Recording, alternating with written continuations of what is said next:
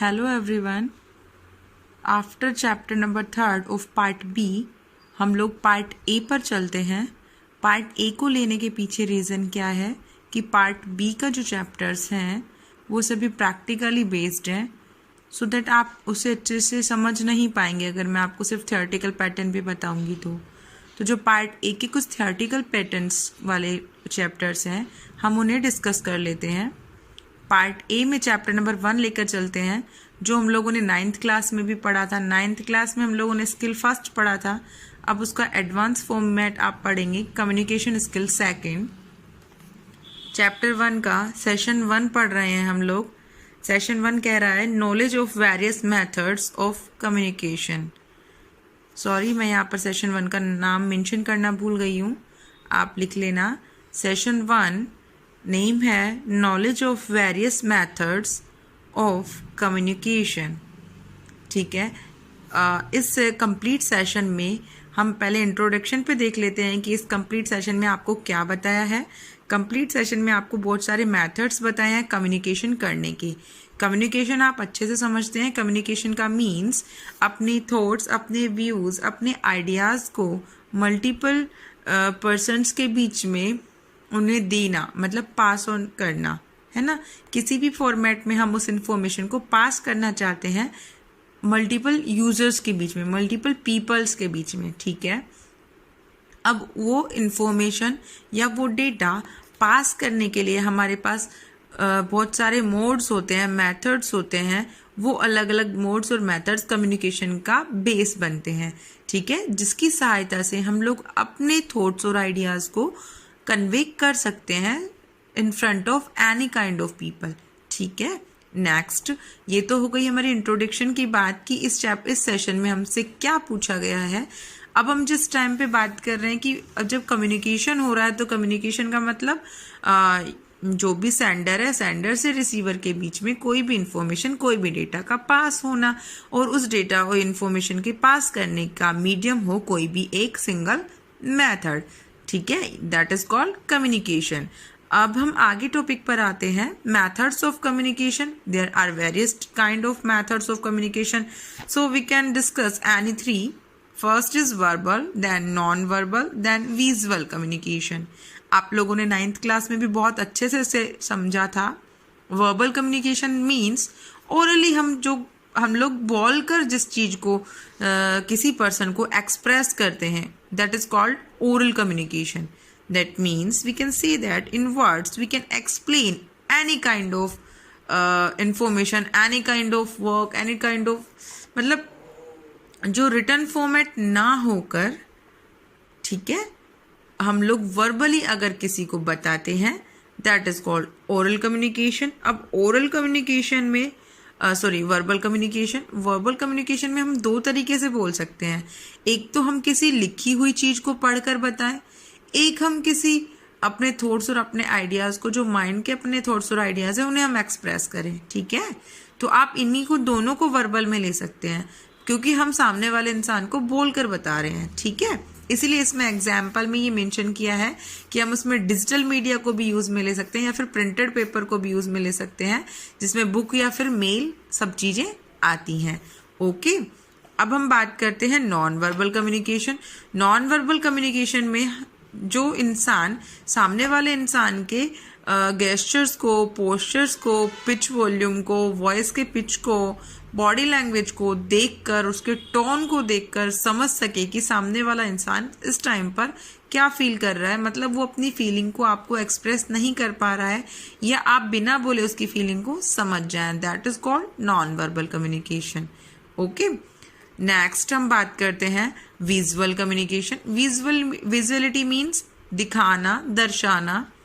हमें किसी एक मीडियम के जरिए, किसी एक प्रॉप के जरिए अगर हमें कोई एक स्पेसिफिक हम ये बोलें कि कोई स्पेसिफिक सब्जेक्ट को लेकर कुछ समझाया जाए, that is called visual communication. Like suppose to be कि आपको पर्सपेक्टिव समझाना है, वो एक तो हम लोगों ने थियोरेटिकल लिख दिया, एक हम लोगों ने आपको by the use of diagram आपको एक्सप्लेन किया that this is called a perspective. So जो विजुअल कम्युनिकेशन है उसमें मीडियम्स इंक्लूड किए जाते हैं कम्युनिकेशन के, and these mediums are called logos, maps, chart and graph. आप लोगों ने देखा होगा जितनी भी बड़ी बड़ी मल्टीनेशनल कंपनी होती हैं उन सभी का एक स्पेसिफिक लोगो होता है, और वो लोगो उस कंपनी की पहचान होती है, मतलब वो लोगो उस कंपनी के बारे में कहता है। इसीलिए जो भी मल्टीनेशनल कंपनियां होती हैं वो अपने कंपनी का लोगो अपने कंपनी के टीआरपी के जैसे या अपनी कंपनी के नाम के जैसे ही बनाती हैं, ठीक है, क्योंकि वो बिना बोले वो लोगो बहुत कुछ कहता है। Okay, this is called the visual communication. Okay, अब हम एक एक करके सभी कम्युनिकेशंस को डेप्थ में पढ़ जाते हैं। होप सो कि आपको समझ आ रहा होगा, क्योंकि आप लोगों ने 9th में एक बार इसको ऑलरेडी पढ़ लिया है। ओके, अब हम बात करते हैं वर्बल कम्युनिकेशन की। Verbal communication is a communication in which it is a type of communication in which a message is transmitted through the words. That means हम लोग एक ऐसा कम्युनिकेशन जिसके अंदर हम लोग अपने मैसेज को ट्रांसमिट कर रहे हैं वर्ड्स के साथ में, ठीक है। दैट मीन्स हम लोग बोलकर सामने वाले इंडिविजुअल पर्सन को, जिसकी लिसनिंग स्किल है, मतलब जो सुन सकता है, उसे हम अपने थॉट्स और आइडियाज़ या फिर अपने डिसाइड किए हुए अपने डिसाइड किए हुए मैटर को सामने वाले इंसान को इजीली बता सकते हैं, ठीक है। दोनों तरीके से हो सकता है ये, किस तरीके से, फॉर्मल भी हो सकता है और इनफॉर्मल भी हो सकता है, और ओरल भी हो सकता है एंड रिटन फॉर्मेट में भी हो सकता है, ठीक है। आगे बात समझ में आप सभी को।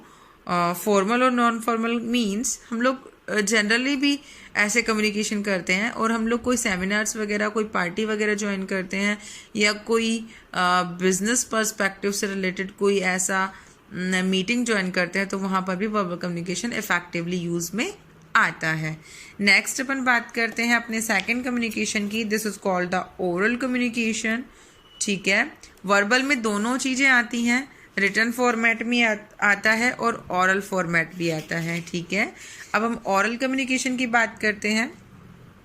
इन this type of communication the sender gives word to his feelings, thoughts, ideas and opinion and express them in the form of speech or conversation, ठीक है। सेम वही है, जहाँ कम्युनिकेशन की बात आ गई वहाँ पर सेंडर और रिसीवर के बीच में वर्ड्स का, अपनी फीलिंग्स का, अपने थॉट्स का, अपनी आइडियाज़ का, अपने ओपिनियन का एक्सप्रेशन होता है, या हम उनको एक्सप्रेस करते हैं किन्हीं भी दो पार्टीज़ के बीच में। This is called a simple conversation, जिसे हम कम्युनिकेशन बोल रहे हैं, बट इसका इफ़ेक्टिव होना भी डिपेंड करता है दोनों पार्टीज़ पर, सेंडर कैसा है एंड रिसीवर कैसा है। क्लियर?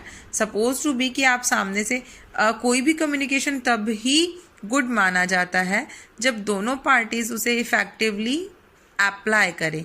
इफ़ेक्टिवनेस उस कम्युनिकेशन की तभी दिखती है जब सामने वाला इंसान क्या बोल रहा है उसको सामने वाला सुनने वाला भी एक गुड लिसनर हो। ओके, जितना ज़रूरी एक गुड स्पीकर का होना होता है, उससे कहीं ज़्यादा ज़रूरी एक गुड लिसनर का होना होता है, ठीक है। सपोज टू बी कि आपको कोई एक सामने वाला एक कोई प्रवक्ता है, दैट मीन्स एक कोई स्पीकर है, वो बहुत अच्छे से बोलता है, बहुत अच्छे से कम्युनिकेट करता है, एक्सप्रेस करता है अपने थॉट्स को, अपने व्यूज़ को, बट वो तब तक आपको अपनी बात नहीं समझा पाएगा जब तक कि आप उसे शांति से ना सुने। जब तक कि आप एक गुड लिसनर नहीं होंगे तब तक वो कम्युनिकेशन एक इफ़ेक्टिव कम्युनिकेशन की कैटेगरी में नहीं आता है। सेकेंड थिंग इज़ दैट जो इफ़ेक्टिव कम्युनिकेशन होता है उसके पीछे सामने वाले का स्पीच क्लैरिटी, कि वो किस तरीके से आपको लेक्चर डिलीवर कर रहा है, किस तरीके से वो आपसे कम्युनिकेट कर रहा है, उसका वॉल्यूम क्या है, उसके वॉल्यूम की क्वालिटी क्या है, उसके वर्ड्स की क्वालिटी क्या है, और उसका बात करने का तरीका कैसा है, उसका टोन कैसा है, उसका पिच वॉल्यूम कैसा है। ये सभी चीज़ें इफ़ेक्टिव कम्युनिकेशन के अंडर में आती हैं। ये सभी चीज़ें हम लोग ऑलरेडी पढ़ चुके हैं, इसको ज़्यादा डेप्थ में ना जाते हुए सिर्फ इतना ही बताऊंगी कि ओरल कम्युनिकेशन क्या होता है। बता दिया मैंने आप सभी को, सेंडर और रिसीवर के बीच में वर्ड्स को, अपनी फीलिंग्स को एक्सप्रेस करने का एक मीडियम है। नेक्स्ट अपन बात करते हैं रिटर्न कम्युनिकेशन। रिटर्न कम्युनिकेशन जो होता है वो सबसे इफेक्टिव होता है बिजनेस कम्युनिकेशन के रिगार्डिंग। हम ये इसीलिए कह सकते हैं क्योंकि जितने भी बिजनेस ट्रांजेक्शन्स होते हैं मल्टीपल पार्टीज़ के बीच में, उन सभी कम्युनिकेशन में रिटर्न कम्युनिकेशन को इसलिए प्रेफरेंस दिया जाता है क्योंकि वो एक डॉक्यूमेंटेशनल वर्क के रिगार्डिंग बहुत अच्छे से अपना रोल प्ले करता है। क्योंकि एक ऑर्गेनाइजेशन में किसी भी सेंटेंस के सीक्वेंस को या फिर सामने वाले इंसान ने कौन सा राइटिंग पैटर्न यूज़ किया है, उसके राइटिंग पैटर्न के पीछे लीगल और वैलिड रीज़न है या नहीं है, क्योंकि सामने वाले इंसान ने जो बोलकर ओरली कोई वर्ड्स, कोई इन्फॉर्मेशन डिस्पैच किए, उनका कोई मायना नहीं होता। क्योंकि जो डॉक्यूमेंटेशनल वर्क होते हैं वो फर्दर एविडेंस की तरीके से भी यूज़ में लिए जाते हैं।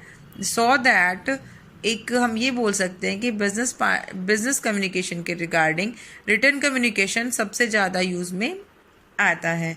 ठीक है, क्योंकि उसे मल्टीपल पर्सन्स ईजिली अंडरस्टैंड कर सकते हैं, है ना, और उसको एक तरीके से वो अपने रिकॉर्ड में मेंटेन करके रख सकते हैं कि उसके अंदर क्या कंटेंट था, और उस कंटेंट को अगर फर्दर फ्यूचर में उन्हें यूज़ में लेना है तो वो उसको अपने